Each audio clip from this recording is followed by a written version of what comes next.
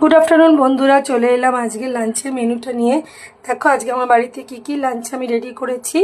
প্রথমে ভাত বানিয়েছি, ভাতের সাথে একদম কাঁচা লঙ্কা পেঁয়াজ শসা দিয়েছি। তার সাথে বানিয়েছি ডাল, লাউয়ের ডাল বানিয়েছি মুগ ডাল দিয়ে। ওর সাথে বেগুন ভাজা আর পাঁপড় ভাজা, খুবই ভালো লাগে, ওই জন্যই দুটো দিয়েছি। একটু ঢেঁড়স সেদ্ধ বানিয়েছি, যেহেতু কোষ্ঠকাঠিন্য হচ্ছে তাই জন্যে।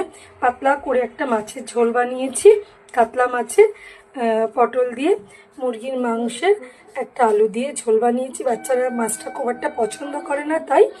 আর চাটনি আজকে বানাইনি, বলেছিলাম আনতে, আজকে আনিনি, হয়তো কাল পরশুর মধ্যে পেয়ে যাব।